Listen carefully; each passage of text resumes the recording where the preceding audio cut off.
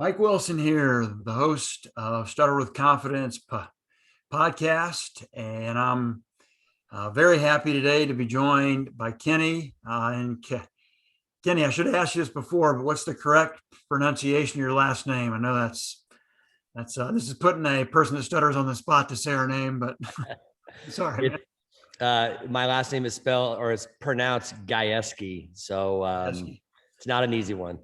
And so Coach Gajewski is the head women's softball coach at Oklahoma State University, the Cowgirls, and they're fresh off a World Series appearance. So that's super successful season by any measure. So congrats on that, Coach, and welcome to the podcast.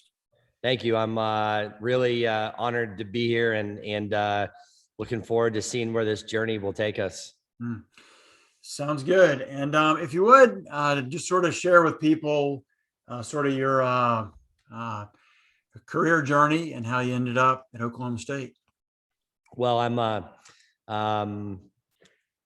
first off, thanks for having me. I'm when you reached out to me about this, it was really easy to say yes. And I know we've had a hard time trying to get together and I'm glad we're finally there and we'll see where it takes us and know that I'm here at any point. I love to tell my story and if it can help one person, then I've done a really good job. So I'm a West Coast guy. I grew up in Orange County, California.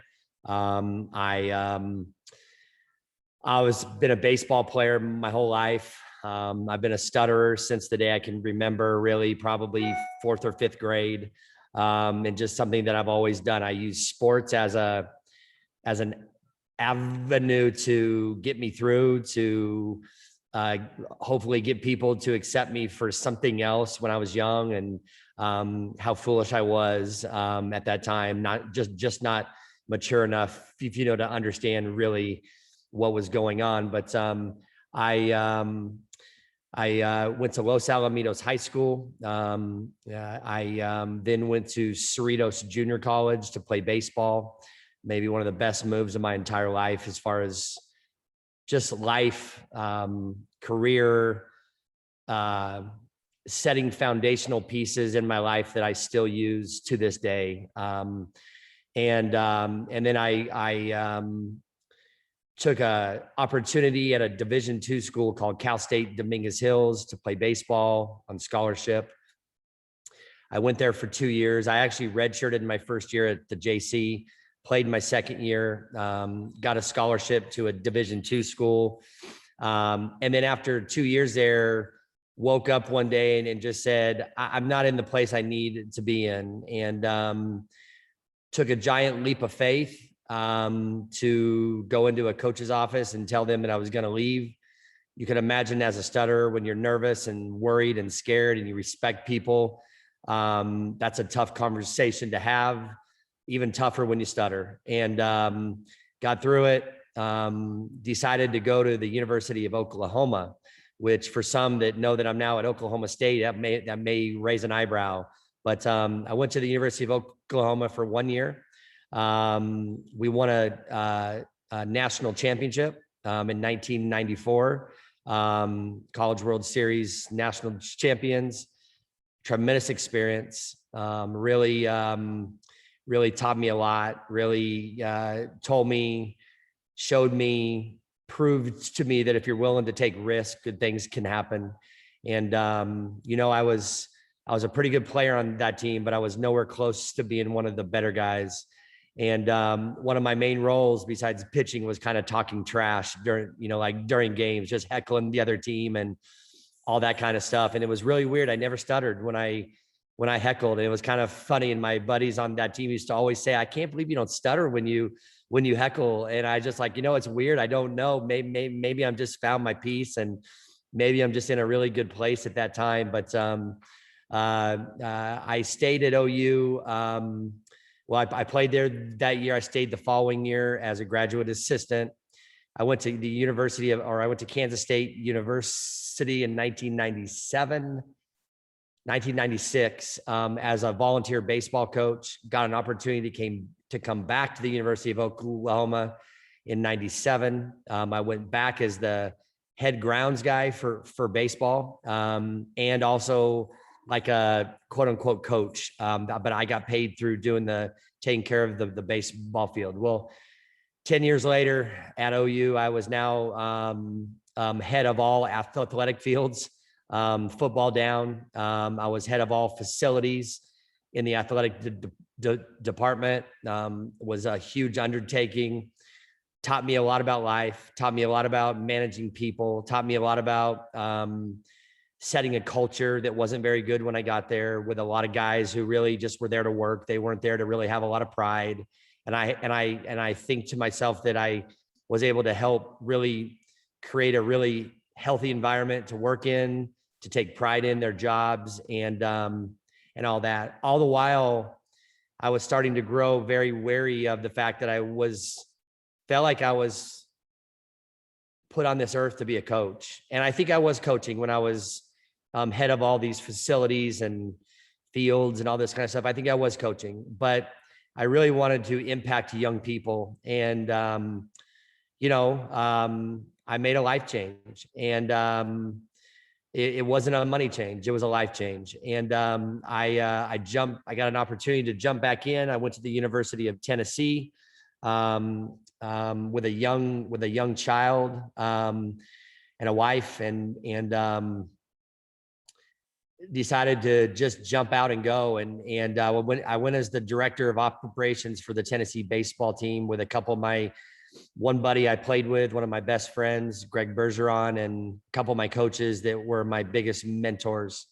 So I went to Tennessee for 1 year, and after 1 year, another one of my best friends that I played with at the University of Oklahoma, Tim Walton, called me and said, "Hey, I'd like you to join my staff he had one of the best softball teams in the country at the University of Florida."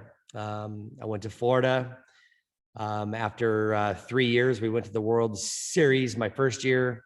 We went the next 2 years after. We won back-to-back national titles, and the job at Oklahoma State opened up. And I was lucky enough to get the opportunity to become the head coach at Oklahoma State.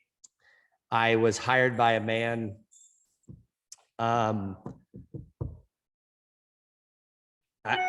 think I get a little emotional just talking about this guy, but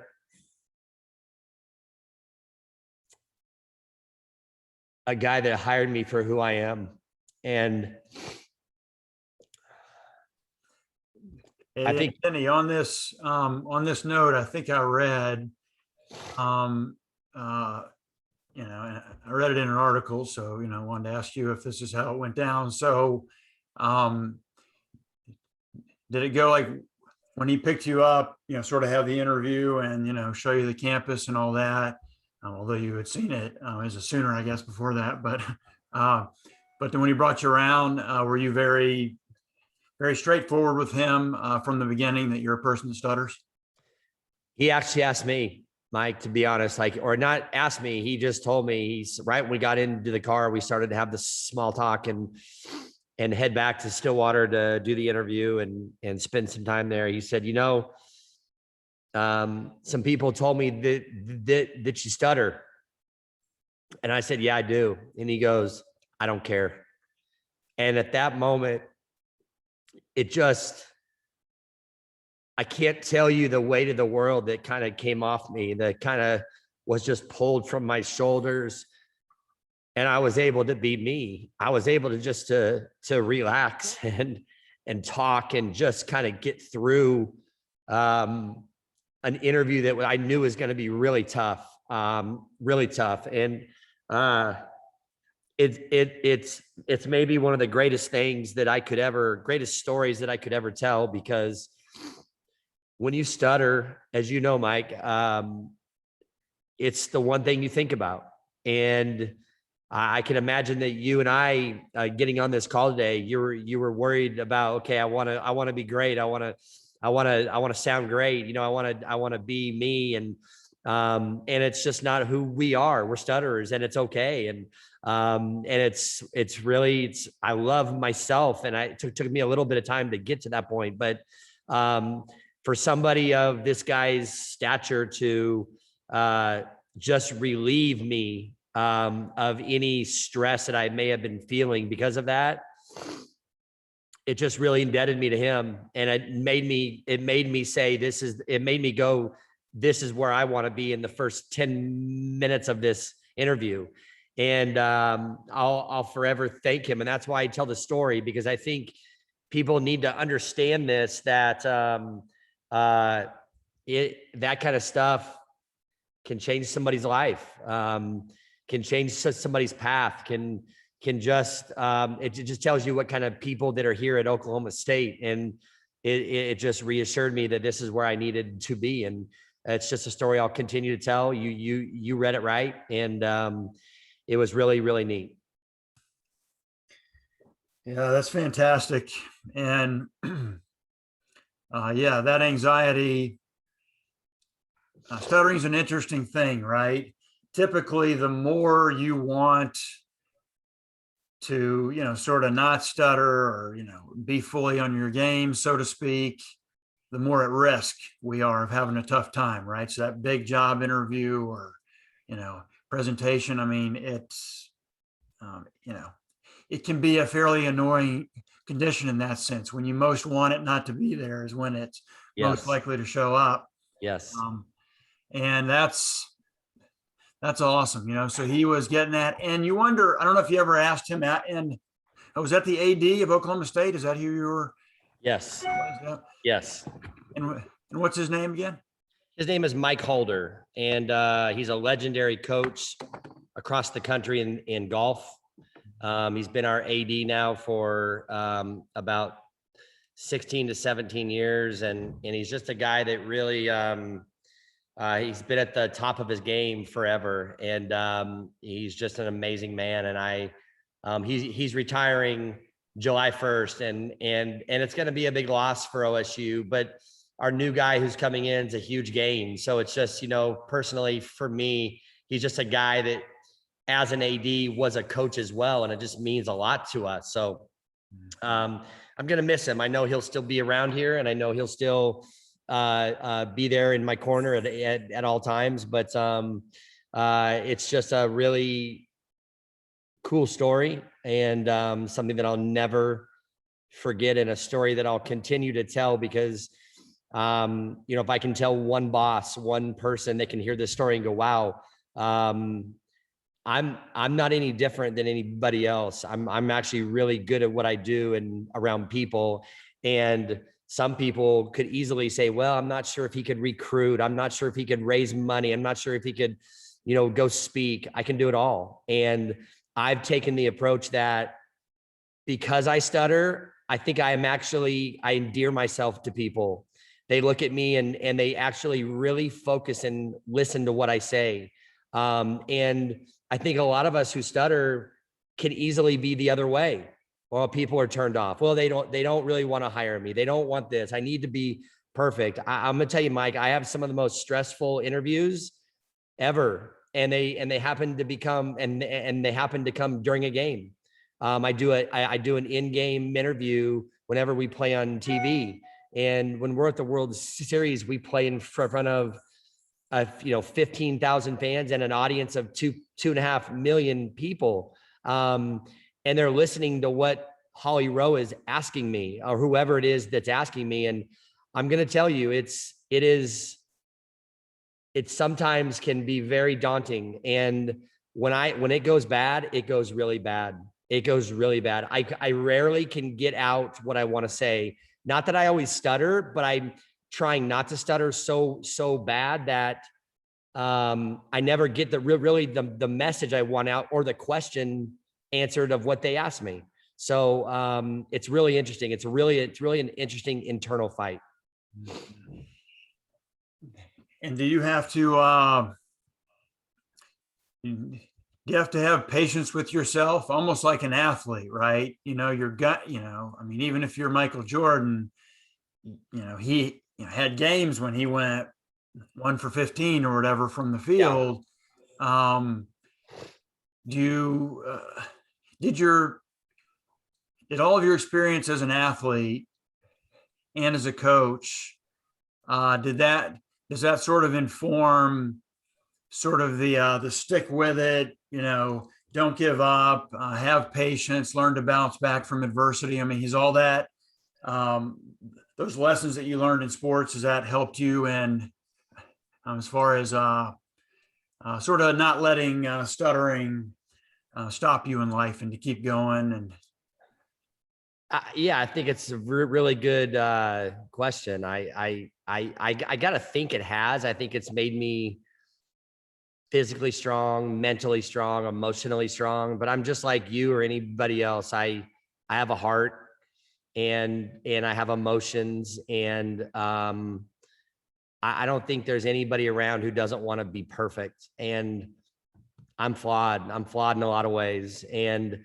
I've just learned to be okay with that. I've just learned that it's okay. Like it's just who I am. I wish that when I talked to my team, Mike, I didn't, when we start talking about things that are really important in life and all that stuff, I wish I was a guy that didn't tear up. I wish my eyes didn't well up. I kept telling myself, okay, now you're a head coach. Like you can't be like that. And the more I tried to not be like that, the more I was like, what are you doing? Like, this is why they hired you here. This is the authenticity that they love, and what is just why they wanted you here. And so I've just really tried to just be okay with having a bad day or a bad interview or a bad stuttering moment. It's just, I'm okay. And I think that's probably the game of baseball that's really helped me with that, because there's so much failure in baseball that I think it may have prepared me for life more than anything. And then when you got people around you who don't care, they just want you and just want you to be the best version of you. I'm okay. I think with the more I talk about my stuttering, I think the more fluent I become, because I'm just like, life could be way worse. You know what I mean? It could be way worse. And I stutter. Like, it's really not that big of a deal. It feels big in the moment, as you know, like you're in the moment and it just feels like time is just crawling. And I just kind of look back and, I've got some good people around me who love me, and I can make fun of myself enough that they know. And when I'm talking to young kids, I talk to young kids. Mike, I speak all day long. I mean, that's all I do. I'm on the phone. I'm on Zoom calls. I'm on some sort of interview when the seasons are here. I'm talking to TV or interviews, and I don't even do it like a football coach, because we're just not that big. But when it's going on, I mean, it's a big deal. And so to the people who are watching, and so I make my living talking, and so I've just learned how to handle the failure and handle the successes, and know that, hey, I may have 4 or 5 of these in a row where I've just nailed, and I know that one of them is coming that's going to be really ugly, and it just is what it is. So I think playing sports, being competitive, has all helped me in some way or fashion. And probably the perspective that, like, you can have a tough moment, but there's going to be a next at bat, right? And you got to get ready for that. Yeah. That's good stuff. And so the emotions that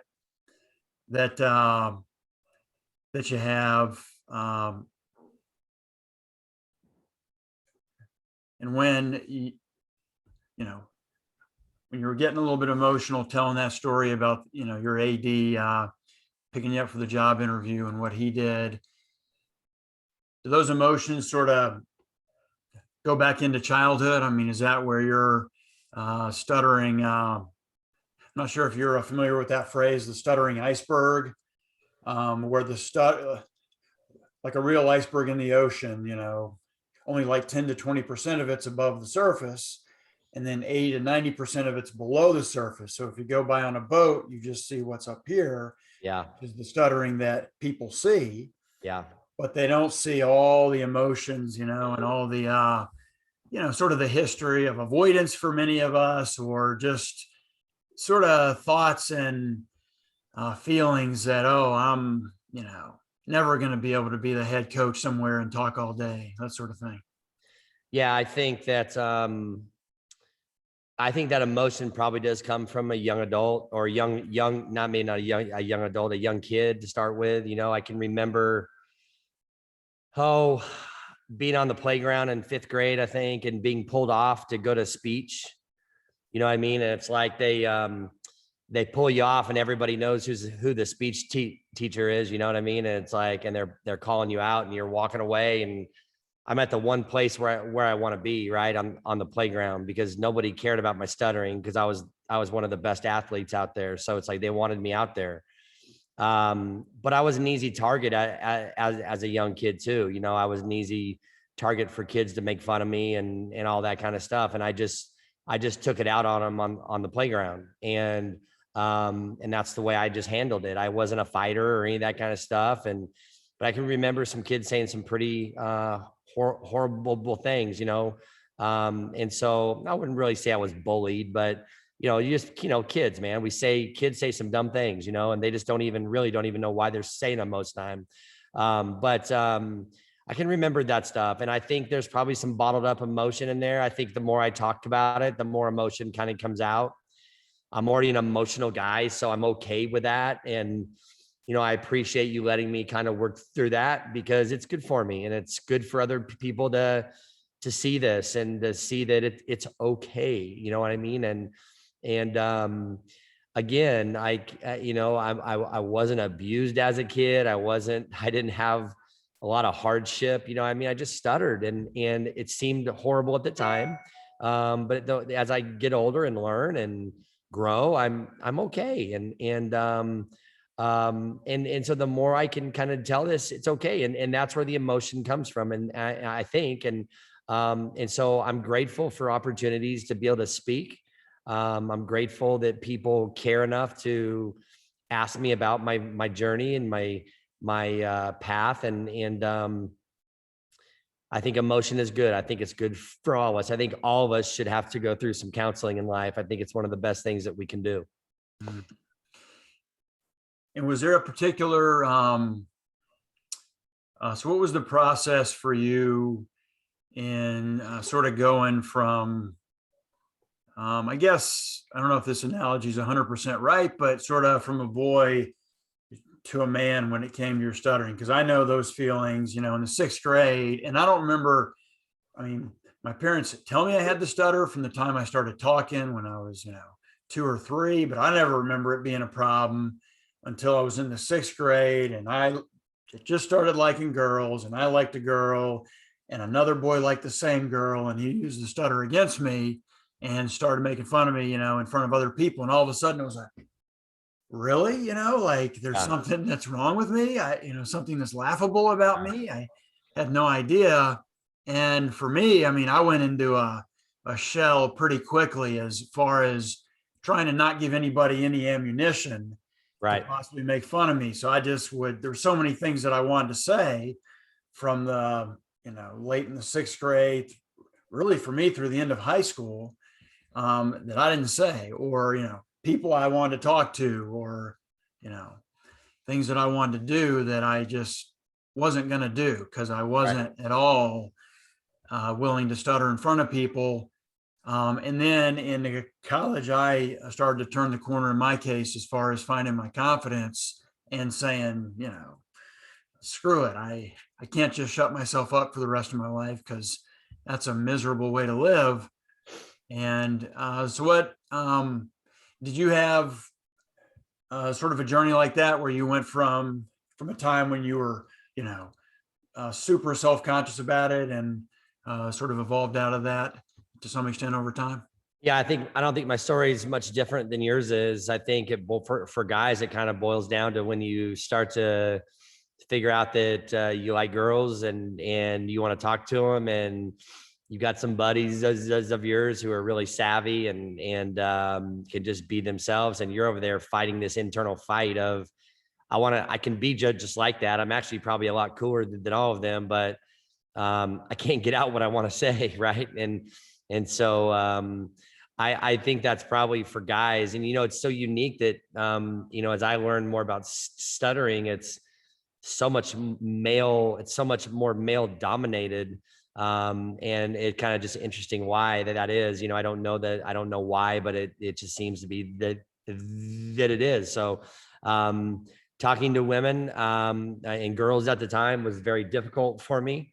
And I just shied away, once I found somebody that liked me, I was like, woo, I'm all in, I wouldn't even really care. I just was excited that somebody didn't care. So, it's kind of interesting the way that works.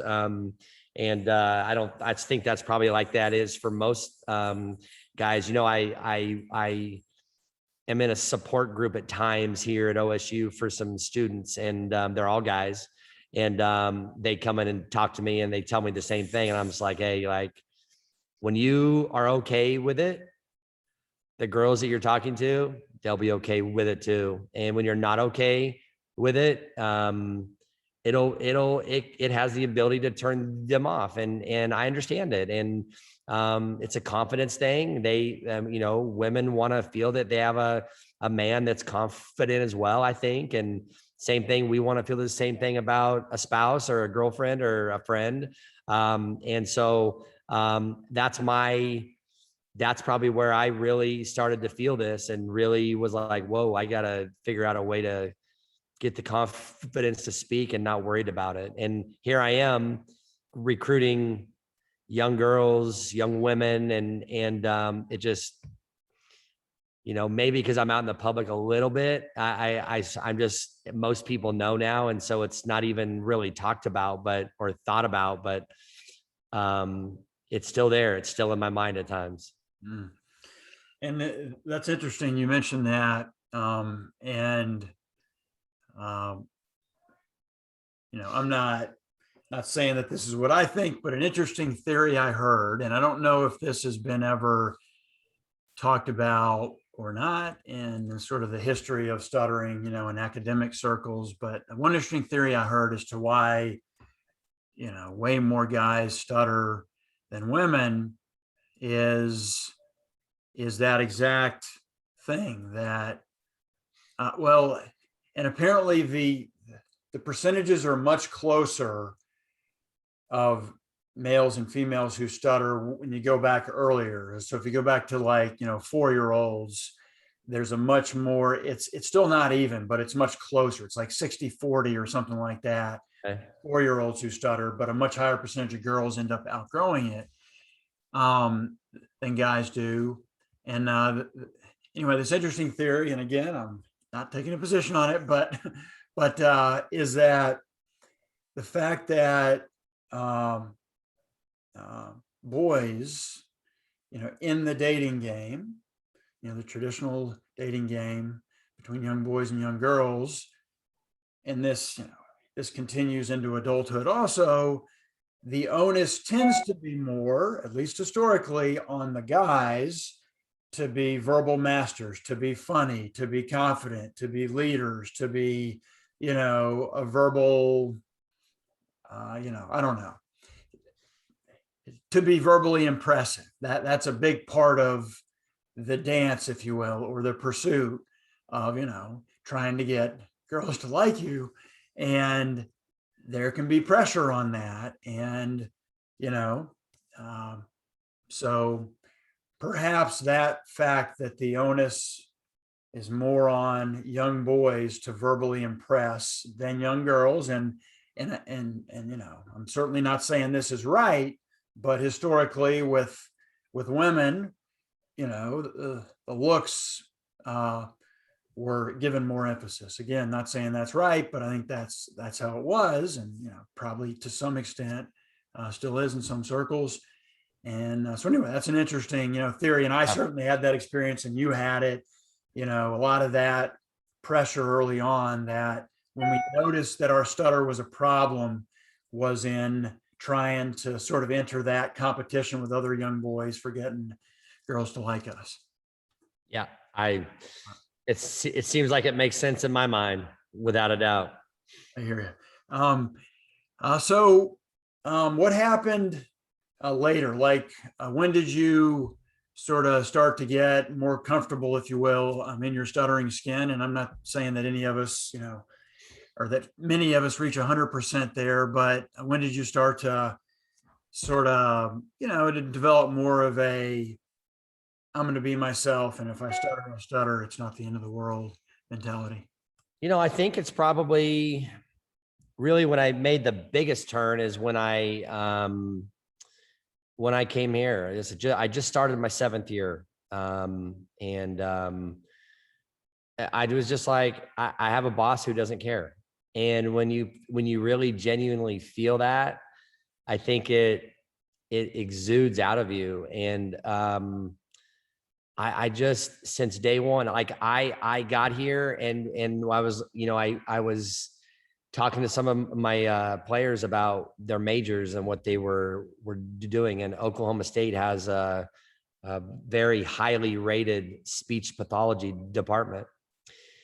And so I went over there one day on my own. I just walked in and I said, hey, I wanted to talk to somebody here. I said, I'm the head softball coach here at Oklahoma State. And the lady at the front said, yeah, I know who you are. I've heard you speak and talk. And I think it's really cool that you came over here. And I said, well, I just wanted to see if I could come over here and help. If there's anything I could do to help out around here at OSU. I think this is my calling. This is my mission here as I coach. And she said, yeah. So she set me up with somebody, one of the people that run the department. And all of a sudden I was in therapy. And I was like, wait a minute, I don't want therapy. I stutter. I know it. I know how to control it. I came over here to see if I could be of any help to anybody. And they were like, oh my gosh, why did you say that? I said, well, you just never heard me, I guess, or I was stuttering so bad that you didn't understand what I was trying to say. And they just kind of laughed at me. And so they started really using me after I went ahead and just continued with the therapy, because I was with a grad student and I was kind of their project, I guess, and their patient, if you would. And so I just said, I shouldn't stop that for her. She's been working hard to get through this. So I kept going. I went every week. Didn't really tell anyone. I just kind of did it on my own. I didn't want anybody to think I was doing it for any other reason than just, to help. Like nobody in my staff knows or knew. They may know now, I guess, but nobody knew then. I just would disappear every Tuesday morning around 8:30 and go meet with the grad kid and learn. And so, and then all of a sudden they asked me to come speak with a student that was kind of having a really hard time and really kind of angry. And his name was Connor, and Connor and I become pretty good friends. And I just kind of I just listened. I'm not very good at listening, Mike, to be very honest. I'm a talker. I like to dominate conversations. That's probably why I'm good at recruiting, some of that stuff. And so I really just started to listen to Connor talk. And I was like, man, I just need to listen to this guy. He needs to get it out. He needs to be able to tell me how he feels and his story, so I can hopefully be able to give him some bits and pieces to help him. And as it went on, he started asking me stuff, and we just kind of started talking about things and earning each other's trust. And I still talk to Connor. He's graduated now and got himself a big boy job. And it's just really cool. And with COVID, I had to kind of stop that because they wouldn't let us in anywhere. And we have a new person in charge there, and they just actually reached out to me about 2 weeks ago and said, hey, we'd like to get you back if you got time. And I've obviously responded, of course I have time. But I think it's that pressure that Coach Holder took off of me. Mike Holder, our AD, took off of me to be me. He allows me to be me. He allowed me to be me. And made sure by the confidence that I exuded, it showed everybody that he was okay. And so I'm just Kenny, the softball coach who stutters, and no big deal. And when you feel like that and that inside, I've been on a pretty good roll here for a number of years. And I have some bad days, though. I do. I have some bad moments. Maybe they string together a couple bad days, but I have enough good memories and moments that I can go back to and go, you're okay. Like, just slow down, breathe, enjoy the moment, enjoy the fact that you stutter. Like I talk to our girls a lot about softball, and I said, hey, you got to learn how to enjoy the suck. Like, because there's a lot of days that suck. And in the end, it's just softball. And in the end, for me, it's just stuttering. Like, that's all it is. And we tend to have this internal feeling that it's way more than what it is. And, we're very fortunate, Mike, you and I both, that we can sit here and do this and have a really good conversation. And that's how my stuttering journey really changed. I think it really changed here. And I think it's why I love this place. It's why I love it. I've had chances to leave here for more money. And what seems like a no-brainer. And in the end, the no-brainer is not leaving here. It's being here with people that care about me for really who I am. Yeah, I love that. It's it's so powerful to feel that freedom to be yourself and to realize that it is okay. Yeah. And my guess, Kenny, is now that in these 7 years, now that you've sort of stepped into this, sort of learned to enjoy the suck, so to speak, of Yeah. stuttering, and ultimately that's just to say, look, I know that it's not the end of the world for sure, right? It's just a stutter. Okay, it took me 4 seconds to get that word out. Let's move on with the communication, Yeah. not the Yeah. end of the world. And that's kind of a revelation, right? Or a revolution in our mind to realize that. Yeah, really, it is okay. It's, like, people are not gonna sort of laugh me off the,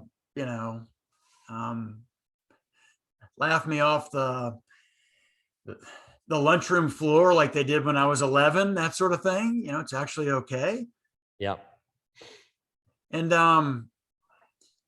so in terms of the mentorship for the young man that you were mentoring, Connor, was that sort of cathartic for you in a way also? Like, just sort of seeing a young person that's dealing with it and that's in a tougher place than you are? Was that sort of, did it make you, I don't want to, ask this in too grandiose a way, but almost sort of understand your younger self a little bit more, or you connect with those emotions a little bit more perhaps than you had before? Yeah, it's a good thought. I don't think I've ever thought of it like that. I, yeah, it's a good thought. I mean, that's a pretty, like, question is deep, to me. I think it brought me back to where I was before, and maybe opened up some wounds that were closed up that needed to be reopened and cleaned out, and let the healing start. And maybe that is, you're kind of making me think now, kind of getting my eyes to well up now, because thinking about that, going, never really thought of it like that. Never took like that. I just took it as I was here to help someone, but maybe it did kind of resurface and reopen some things that I needed to get out, and I could share those with him, and I can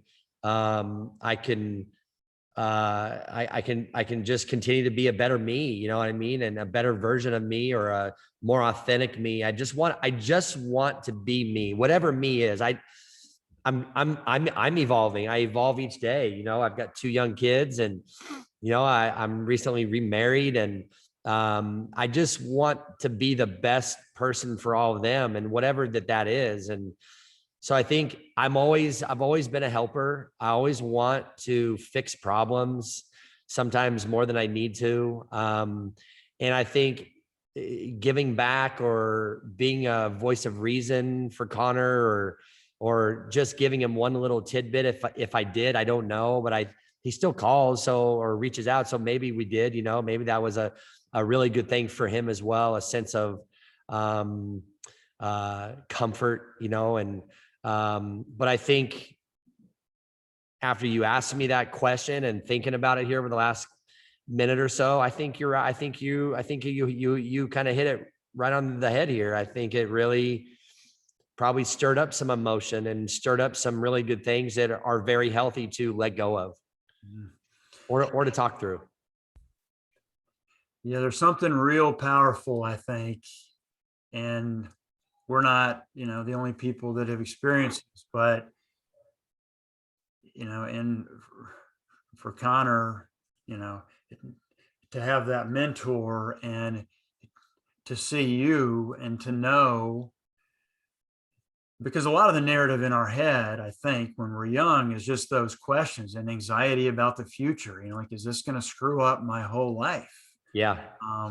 And seeing others that no, like it hasn't, stopped Kenny in his tracks. So why does it have to stop me in my tracks? And, and just like you mentioned, when you were young, you felt like you didn't have anybody to talk to about it. I mean, that's totally how I felt. Now if I would have wanted to talk to my parents about it or my grandparents, sure, they all would have had the conversation. I know they would have, but they were not people that stutter. So it's really hard to, well,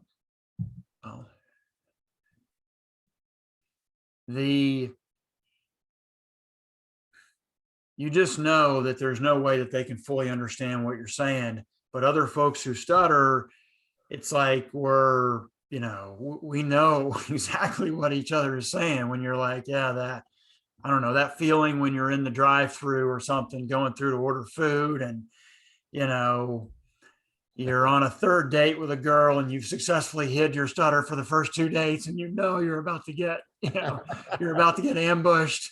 And it's just that dread of just like, oh God, like you would give a limb to be able to get those words out, that sort of feeling, Yeah, I've been there when I felt like I would give whatever you want to take to just be fluent. But I'm glad I didn't give anything up. I'm glad I just stuck to it and was like, hey, I'm probably the better version of me with all my limbs and not giving anything up, just fighting through it and learning how to be me. And for some people it may seem easy and all that, but I don't really think being authentic is easy for anybody. I think it's a lot of lessons learned and just being good with who you are, no matter what color you are, what you look like, whether you got hair or not, you know what I mean? It's being authentic, I think, is a lost art. And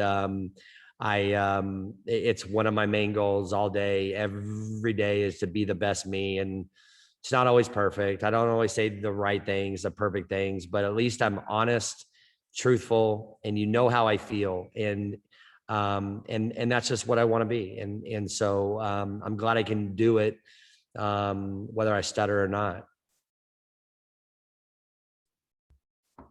That's great stuff. And that being ourself, I mean, because that was a huge part of my journey too. When I got to college, in my case, I was very fortunate. I had a speech therapist at Florida State who spent the whole first semester, my freshman year, bringing me around campus, making me look people in the eye when I stuttered and ask them questions. So just sort of make me face it full on. And I realized people are so much cooler than they were in middle school, or than those few kids were in middle school, right? Even when I think back to middle school, 99% of the kids weren't making fun of me, right? It was a few kids, but that just, sort of got under my skin in a big way. And when I got to college, and I still, stuttered a lot, I had a really good, I like to call it a good stutter, but really good stutter going. And my stutter was still totally there, but I was just determined. I was like, I'm going to say I'm going to be myself. And if somebody's got a problem with it, well, there's whatever, 7.5 billion non-stuttering people in the world that they can hang out with if they want. Right. But, that just becoming comfortable in our own skin and just, and it really did simplify my life. I agree with you. It can be hard to get to that point of just saying, screw it, I'm going to be me, but once you get there, it makes life so much easier. Oh, right. it's amazing. It's a happy place, and nobody knows unless you stutter. Nobody has any idea what that's like and the internal fight that's going on. And when we get blocked up, and can't get a word out, and then we start to avoid words and avoid letters and avoid things, like you can't imagine what that's like. And when you're in the middle of it, it feels like eternity. Really, it's seconds is all it is. But it's just an interesting thing, and it's good to have a support group like this. It's good to have people that are putting things out there that other people you do find out that there are some great people out here, and wherever we're at, there are some great people that I think people used to think I was crazy for saying that. I think people are endeared to me because of my stuttering. I'm 100% bought in on that. It's like, oh, I want to hear what he's got to say. And then you run into people, like I run into people all the time, and they start to talk to me and they stutter, and I'm like, I want to listen to what they say. And then I just kind of nonchalantly say, do you stutter? And they're like, yeah. And I'm like, I do too. And I ran into a guy at Lowe's one day here in Stillwater, and he was the manager at Lowe's. And I was just blown away by when I went to return something, and he was there, and he was the store manager. And I mean, he could not get a word out. And I was just like, wow. And I just asked him, and obviously that was an easy answer, but I said, you stutter? And he said, I do. And I'm like, yeah. I said, me too. And we got into this conversation, and I could just see the relief on this gentleman's face. And it's just, so I just try to pick off anybody I can and try to help, and just know, hey, I'm around here too, if you ever need anything, and whether it's kids, adults, I think it's like anything. If you drive a blue car, you start seeing a lot of blue cars. You know what I mean? Or if you drive a truck, you start seeing a lot of trucks. It's kind of a weird thing. I think it's like, if you stutter, you start running into more people who stutter. And so you just kind of, I'm not somebody who's going to sit back and act like I don't, or I don't care. I'm going to really kind of hone in and listen, and try to endear myself to them so that they feel what I feel. And I think as all of us go, the more we can talk about this, the more we can really help. I totally agree. The being open and honest about it, and not being in that sort of mentality of hiding. It's so powerful to, well, again, basically to free us up to be ourselves. Yeah, I agree. Right. And it really helps others a ton as well. And, that sort of culture of being open and honest in the stuttering community is so powerful. And it's good for just spreading awareness, because part of why a lot of people don't know the first thing about stuttering, one, there's only 1% of us, but 1%'s not a, by no means unheard of sort of thing. But because many of us, and it's understandable why our instinct was to not talk about it and to try to hide it, but in doing so, we're hiding it from everybody. And so people may encounter people that stutter, but they don't know they stutter because they weren't saying anything, or because they were changing their words, or whatever the case may be. So by being open and honest, we're actually also, we're helping all of us, right? We're helping the whole community, because when we're honest about it, and one of the biggest ways to be honest about it is just to say what we want. whether we're going to stutter or not, say what we want, right? And then Yeah. it puts the stuttering out into the open where people are seeing it. And then the next person that they meet that stutters, their, maybe their only conception of what a person that stutters is like is Kenny. Well, Kenny's totally, I, like Kenny, he stutters and I have no problem with that. So therefore they're more open-minded to that next person that they meet. Right. Stutters, we're helping all of us, I think. But this has been a great chat, man. Anything that we didn't talk about that you'd like to talk about, or any sort of last thoughts? I don't think there's anything just glaring in my mind. For the people that are listening to us, I hope that you can find peace. Like I hope that you can feel that it's okay, and that I think we're loved even more. I take the approach, my glass is half full, it's not half empty. And that's the way I've always been. That's the way I've always got through life. That's the way I feel like where a lot of my successes come from.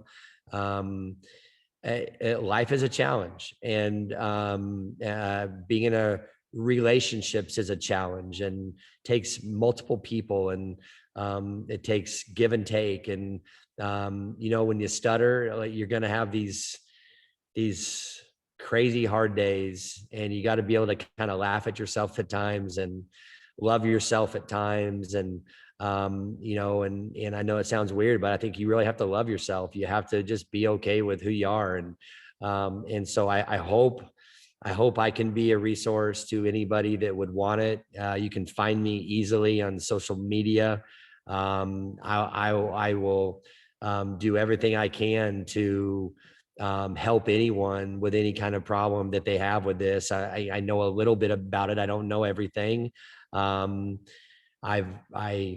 I just want to be part of the solution, and the solution being, you got to learn how to be okay with being a stutterer. It's okay. And I used to think, okay, I'm going to grow out of this and it's going to go away. And maybe for some people it happens, but I don't think it really happens for many. And the reality is, hey, I'm a stutterer, you know what I mean? And I'm okay with it. And I hope that people can see that, and you can do it in a public forum. You don't have to live in a shell. You don't have to live in hiding. Get out. And the more you get out, the better that you'll be.